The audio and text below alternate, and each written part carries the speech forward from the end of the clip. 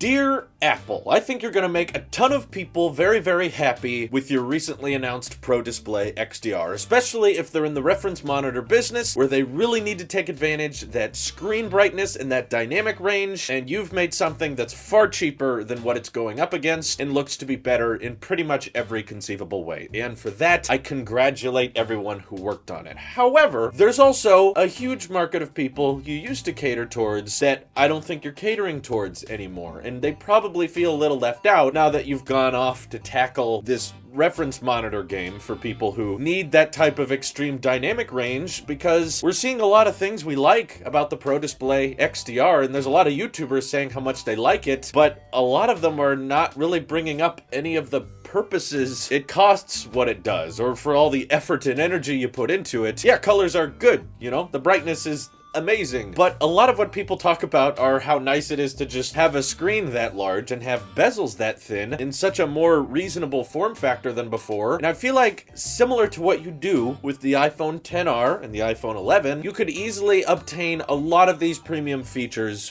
without charging what you're currently charging. I know you're capable of doing this, so in today's video, I'll be making a few suggestions as to how I think you can continue catering to that old market you used to. Please, let's begin.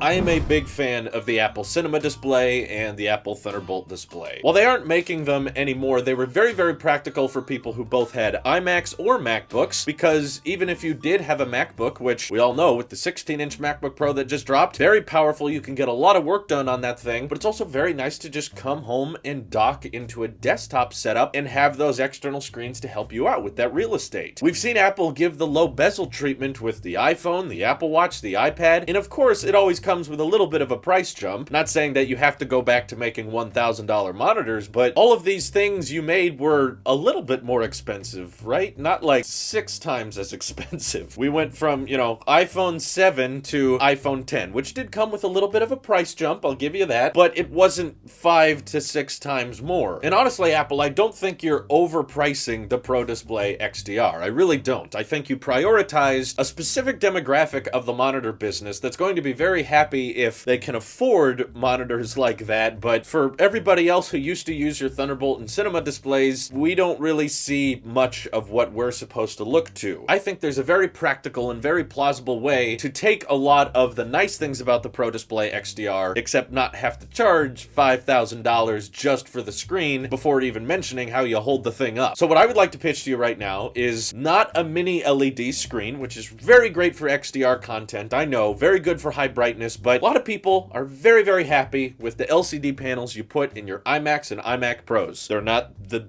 greatest dynamic range, there are no OLED displays, but they are still very, very good. I think you would see a huge amount of people very, very happy if you made a 32-inch display, same size as the Pro Display with the same bezels, okay? Same screen to body ratio we have on the XDR right now, except instead of a big thick monitor with a bunch of holes in the back, you could probably just make it a little thinner in the back, and it doesn't have to be, you know, iMac thin. It's okay to get a little bit thicker there, because as long as it probably has some speakers built into it, and you know, it can remain relatively silent, maybe it doesn't need fans in the first place, a ton of people would be incredibly happy with that display. I know I would, and I would gladly pay $1,500 to $2,000 for a monitor just designed by you with those thinner bezels so that we can maximize screen real estate on our desk without giant monitors while still being able to dock our MacBooks to them or pair them to our pre-existing iMacs. Speaking of the iMac, please give the iMac Pro, or the rest of the iMac lineup for that matter, the same treatment you just gave the 16-inch MacBook Pro. I absolutely applaud Apple for everything they did with that MacBook, because they listened to what people were asking for and they delivered with it. They made it a little bit thicker because they knew not that many people would mind. They made the thermals on the inside better, they adopted that Magic Keyboard, and they made the bezels thinner. And I think that if you could just ask a few iMac Pro or iMac users out there what they would like to see in a next generation iMac, you would more than likely see them say a newer design with thinner bezels, give it the Pro Display treatment. It's okay if it goes thick. I don't think people mind that much. As long as the front of the device looks good, lots of pixels, very few bezels, people are okay if the back has to get a little thicker. Also, update those specs. I mean, the GPUs in the iMac Pro are so dated now that you can't actually connect a Pro Display XDR to the 2-year-old iMac Pro and get get that full 6K resolution. Yes, it will technically output an image, but the GPUs have not been touched in the iMac Pro, and that prevents the iMac Pro from being able to output a 6K image, which, by the way, 6K is amazing and everything, but you could probably stick with 4K on a 32-inch panel, and most people would be just fine with it. I doubt anyone could really see the difference with the pixel density, and if you disagree with me, well, then the Pro Display XDR, that can be the same thing as the iPhone 11 Pro. That's for the ultimate pros, that's for the people who care about those little details, but I'm talking about making a monitor and updating the iMac, but in regards to the monitor, giving it the same treatment you gave the iPhone 11 and the 10R. No, it's not the highest pixel density in a monitor, but you're not going to be able to see the pixels at an average viewing distance anyway. So please allow users to choose the option that gives them a very aesthetically pleasing look without having to break the bank account. And you can use that standard stand on the back that you've been using on iMacs for years. If you shipped it with that thing by default, I don't think that many people would be upset, especially when they know that $1,000 just buys them a stand for the Pro Display. Very nice stand, I'll give it that. You designed it very well, very easy to set up and everything, but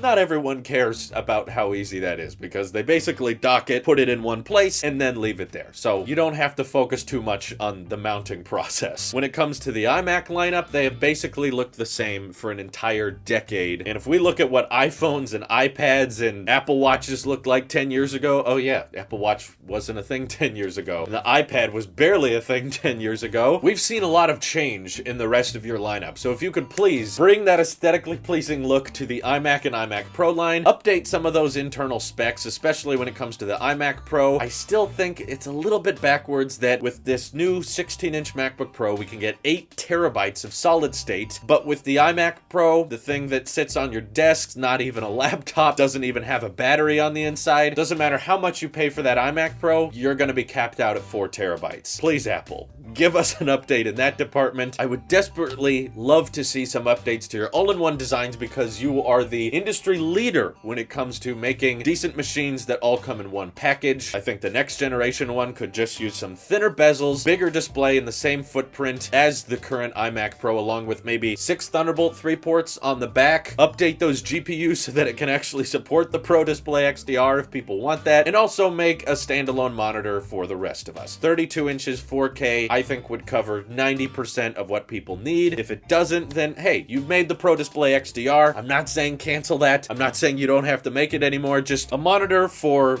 the rest of us is simply what I'm asking for. And I know you guys can do a great job at it. I know you guys can nail screens and nail monitors, and you've proven with the iPhone and the iPad line that you know exactly how to give someone just the right amount of everything. If you want to have hardware that goes overkill and goes above and beyond what most people will even take advantage of, that's great. I'm happy for you, you know? That's wonderful, and I want you to keep doing that. But we both know how well the iPhone 11 sells compared to the 11 Pro, and how happy people can be with a phone that doesn't have the best bells and whistles. But that's okay, because making products that focus on what people care about, which price is a pretty big one, is how you make the biggest difference in people's lives. So please take my suggestions into consideration, and I would happily spend quite a bit of my hard-earned money on the products that I talked about today. As for all of the people watching this YouTube video, how did you get here? This was meant for Apple. Why are you watching this? This is personal and private. Oh shoot, I uploaded it to YouTube and I didn't email it to Craig. That's okay. Hopefully this can start a movement, you know, get the trends going on this. Let me know what you guys would like to see in a more non-XDR version of the Pro Display by hitting me up over on Twitter or joining our Discord. This is your Apple Sheep here, and I will see you in the next one,